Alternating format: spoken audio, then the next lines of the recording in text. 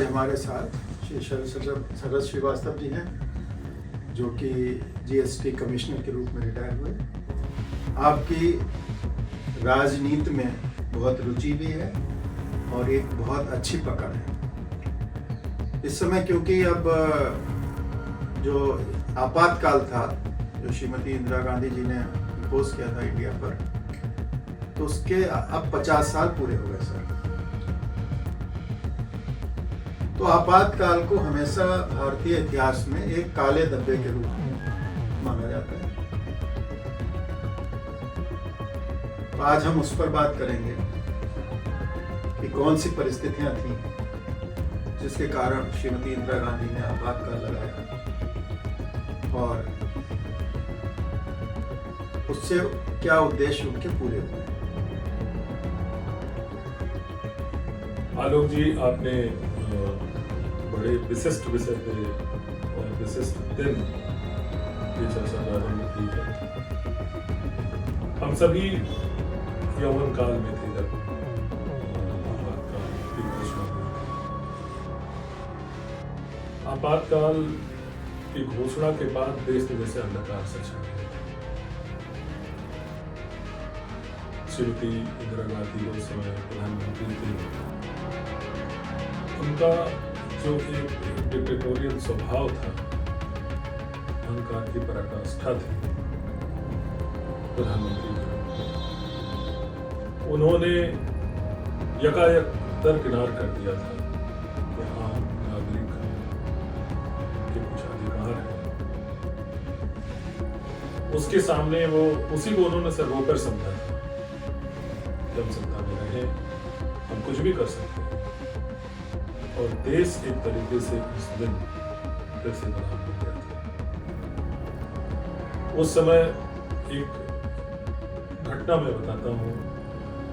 राष्ट्र कवि थे कविवर नीरज कारकुलकर थे। राष्ट्र कवि थे और बड़े कवि, लेखक, साहित्यकार, स्वतंत्रता सेनानी। उन्होंने एक कविता लिखी थी जो उस समय के लिए कांग्रेस सरकार के लिए बड़ा परिमार्जित होती है कि जो लूट लें कहार ही दुल्हन की पालकी, हालत यही है आजकल हिंदुस्तान की। क्या बात है कि जैसे जो लोग सत्ता में हैं वही देश को लूट रहे हैं। उसका तात्पर्य था कि सरकारें देश को लूटने लगी और नेतृत्व तो बिल्कुल विपरीत हो गया देश के। सबके अधिकार छिन गए। बहुत सारे विपक्ष के नेता नजरबंद कर दिए गए, संस्थाएं नजरबंद कर दी गई, आम नागरिक के मौलिक अधिकार छिन गए, देश पूरी तरह से गुलाम हो गया। एक तरीके से मैं कह सकता हूं कि संविधान नहीं रहा। एक व्यक्तिपरक राजनेता जो अपनी डिक्टेटरशिप के द्वारा सरकार को चलाना चाहती थी, उन्होंने हर संस्था को, हर कानून को अपने हाथ में ले लिया। बिल्कुल सही कहा आलोक जी आपने। अच्छा, लेकिन सर एक बात ये बताइए कि ये, क्योंकि हिस्ट्री जो है जब लिखी जाती है तो उसमें कुछ अच्छे समय होते हैं, कुछ बुरे समय होते हैं, लेकिन जो भी हिस्ट्री बनती है, इतिहास बनता है, वो अच्छे और बुरे को मिलाकर बनता है। 1947 में हम स्वतंत्र हुए, 1950 में हमारा संविधान आया, 1975 में उस संविधान को दरकिनार कर दिया गया। बिल्कुल सही। लेकिन उसके बाद जो हुआ है वो मुझे कहीं ना कहीं लगता है कि हम और सशक्त बन के प्रजातंत्र के रूप में उभरे। इस पूरी एक्सरसाइज में कांग्रेस, जिसको हम ये मानते थे कि वो इनविंसिबल है, उसको हराया नहीं जा सकता है, और क्योंकि स्वतंत्रता संग्राम की उपज थी कांग्रेस, तो हम कांग्रेस से इतर किसी सरकार का परिकल्पना भी नहीं कर सकते थे। लेकिन वो चीजें बदली, और इसके मुझे तो ये लगता है कि इमरजेंसी के, जब हम इस आपातकाल को इतिहास के परिप्रेक्ष्य में देखेंगे तो उसमें मुझे लगता है जो आज का भारत है उसमें इस आपातकाल का बहुत योगदान है। बहुत बड़ा योगदान है। इसके बारे में आप कुछ बताइए।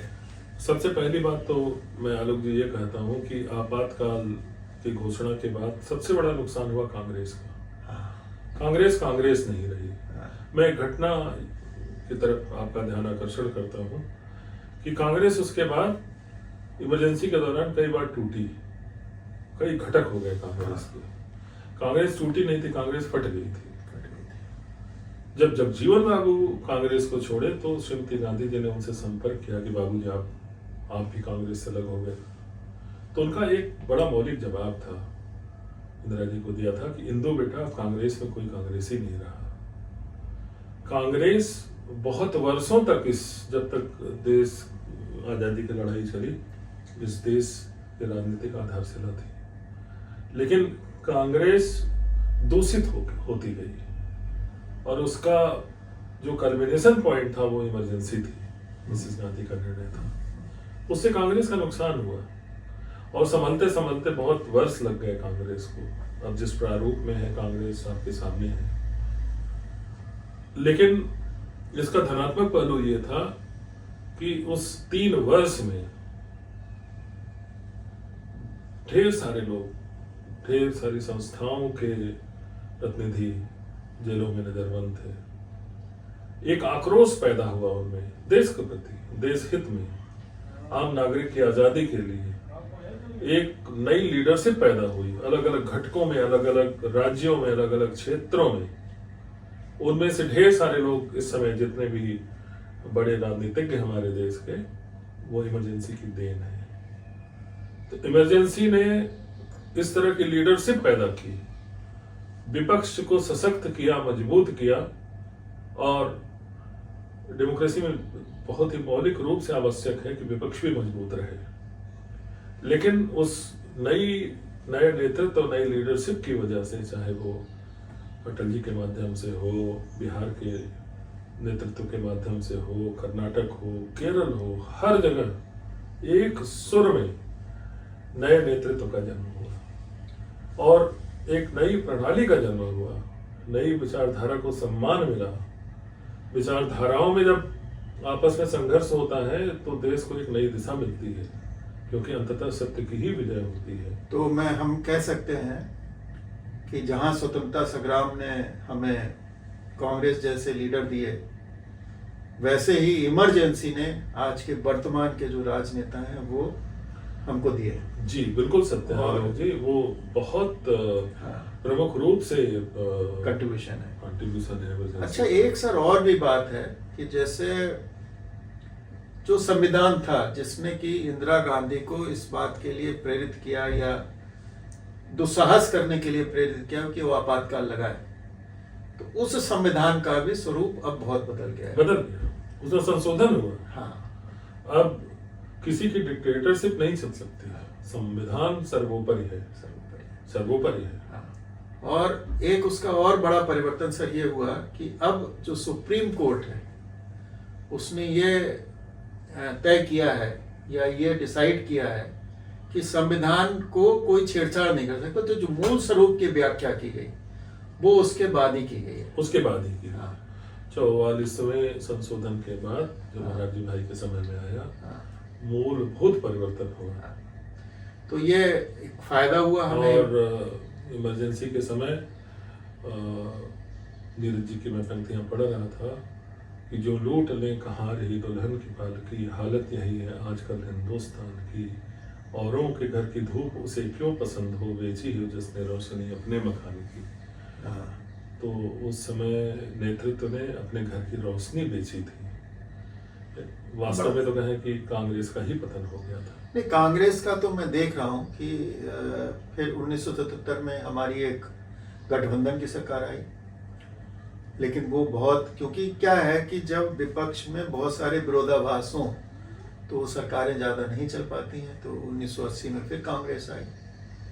1984 में जो एक परिवर्तन हुआ, बड़ा दुखद परिवर्तन था, जो हमारी श्रीमती इंदिरा गांधी की मृत्यु हुई, फिर राजीव गांधी जी आए और वो उस मेजॉरिटी के साथ आए जबकि एक कंपिंग मेजॉरिटी थी जी। फिर 1989 देखा लोगों ने, 1991 का डिमोलाइजेशन देखा, तत्पश्चात बीच में एक बार अटल बिहारी वाजपेयी जी की सरकार आई और कांग्रेस की सरकारें आई, फिर 2014 में वर्तमान नेतृत्व आया। वर्तमान नेतृत्व का जो अगर देखें हम तो मोदी जी हैं, ये सब लोग उस समय आपातकाल की ही उपज थे जी। और एक बहुत बड़ा परिवर्तन सर ये हुआ है कि आप ये देखिए कि जो धारा 356 जो 94 में मुंबई केस हुआ, उसके बाद एसआर मुंबई केस, उसके बाद अगर आप देखें तो इस सरकार का अगर रुझान देखते हैं तो इन्होंने धारा 356 का उपयोग नहीं किया। ये इनकी सोची समझी रणनीति है, क्योंकि जिस आग से आपके हाथ जले हुए होते हैं उसको आप दूसरों के ऊपर प्रयोग नहीं करते हैं। लेकिन सर क्या इसके पीछे एक जो परिवर्तन आया, जो संविधान में परिवर्तन आया, और उसका भी एक कारण है कि केवल यही एसआर मुंबई केस का कारण है? नहीं, बातें मिली जुली है। हाँ। असल में परिवर्तन धीमे धीमे होता है। हाँ। आपने जैसा कहा ना कि कोएलिशन की गवर्नमेंट्स रही, विचारधाराओं में टकराहट रही, विपक्ष में भी, लेकिन वो शुरुआत इमरजेंसी से ही हो गई थी और उसका परिरूप वर्तमान में आपको आदरणीय मोदी जी की सरकार के रूप में आपको देखने को मिलता है। अटल जी की सरकार थी, 2 बार सरकार थी, फिर बीच में कांग्रेस आई, फिर से भाजपा आई, पिछले 10-12 सालों से भाजपा है। तो परिवर्तन में समय लगता है, बहुत सारे फैक्टर्स होते हैं जो एक देश को सही दिशा में लेके जाते हैं, और आज के दिन में देश सचमुच सही दिशा में है। तो हम जैसे मौलिक रूप से हम देखें कि राष्ट्रीय स्वयं सेवक संघ को इमरजेंसी के दौरान किस दृष्टिकोण से देखा गया था। हाँ। उनको एंटी नेशनल कहा गया, हर तरीके से प्रताड़ित किया गया उन कार्यकर्ताओं को। मैं खुद राष्ट्रीय स्वयं सेवक संघ से हूँ, मैं जानता हूँ कि राष्ट्रीय स्वयं सेवक संघ है क्या। बाद में आरएसएस को लेजिटिमेसी मिली कि सोशल प्लेटफॉर्म पे इन्होंने कितना बड़ा काम किया है। मुझे लगता है आपातकाल का भी इसमें बहुत बड़ा योगदान है। बहुत बड़ा योगदान। आपातकाल ने आरएसएस को एक लेजिटिमेसी दिलवाई। हाँ, मिली आरएसएस को। हाँ। आरएसएस को मिली, क्योंकि सत्य की ही विजय होती है। हाँ। आरएसएस हर समय सत्य के रास्ते पर रहती है।